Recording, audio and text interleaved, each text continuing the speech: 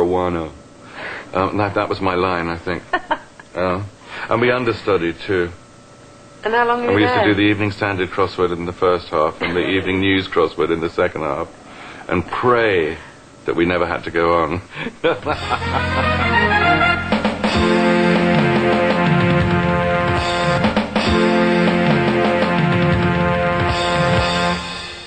And it was sort of weird because it's very strange for your first job to be this kind of huge hit, and it was a gigantic hit. I know. And we were sort of invited everywhere, and were swanning around restaurants and being frightful. And it also, if it's your first job and it's like that, you'll think it's always going to be like that, right? It gives Well, you I don't think I was. a false kind of reality. I think I knew it wasn't all going to be like that, but I don't think I was quite prepared for for the grim reality of being out of work and scraping around in London in the I think a lot of late drama 60s. students don't realise how hard it can get. No, I mean, I lived in a room in Notting Hill, which is now, of course, a frightfully grand and expensive house, and was then a horrible kind of flop house, And I think I shared a room, which was really like a couple of mattresses on the floor, and the rest of the house was full of junkies, and I remember actually having to wash the blood off the walls to go to the bar.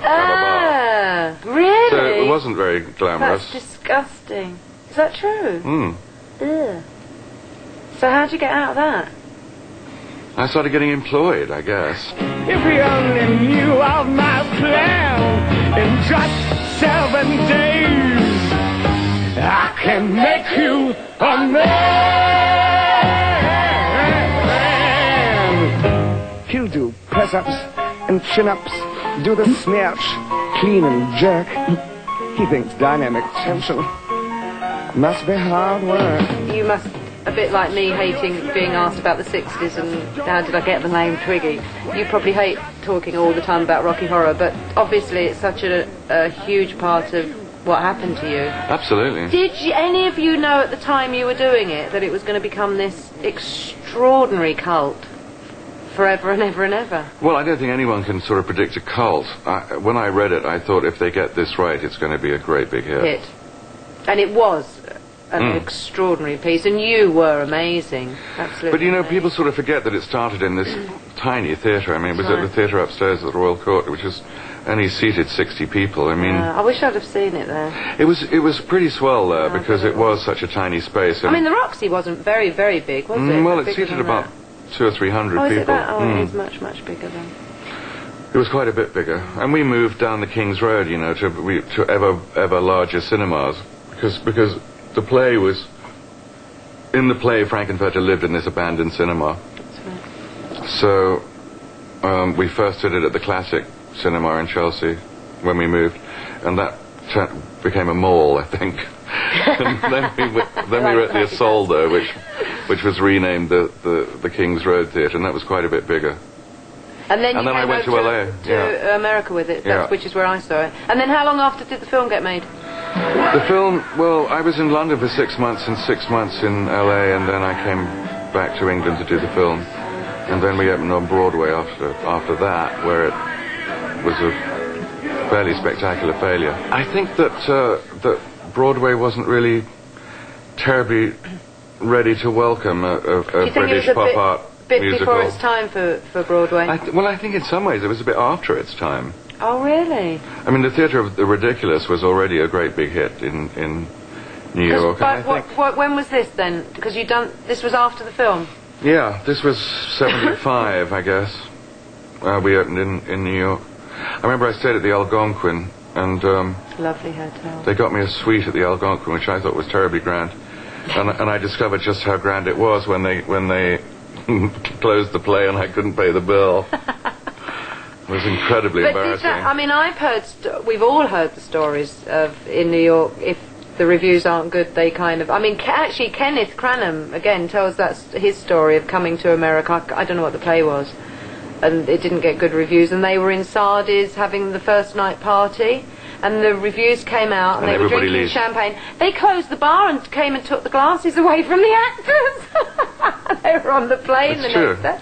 I actually saw, somebody literally cross the street in order not to have to talk to me the next day. You are joking. And I always remember that they'd booked me on the Today Show, which is the sort of grandest morning show, breakfast show.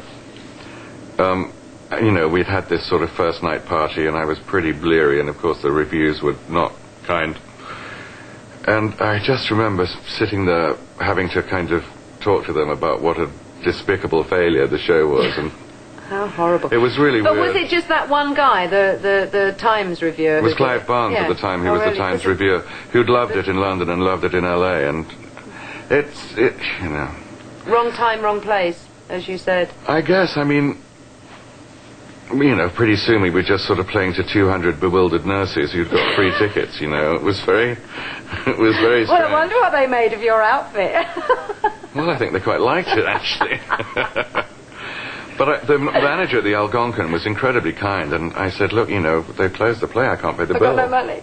Was he And he right? said, well, you'll be back, pay me when you can. Aww, and actually, that's I came back that summer with Travesties, which was a huge hit, and won like 5 Tonys. And I always remember going into the Algonquin, and I had it all done in $5 bills, and I counted them out under the table. He said, I knew you'd be back. It was so sweet, isn't it? That's a nice story. Now, the other thing that you are incredible doing is the voices for all these animated films. Cartoons, yeah. Because Carly, as you know, is obsessed with it, because Yes. that's what she wants to do. And I can remember sitting and watching Fern Gully. Do you remember that one when you played the... I played somebody called Hexus, who was a sort of god of destruction. Because it was about the rainforest and the... pollution. You were the bad guy, right? Yeah. Of course, with her voice. And I must have watched that so many times, because she was obsessed with it at the time. And but you've done quite a few, haven't you? I've done a lot.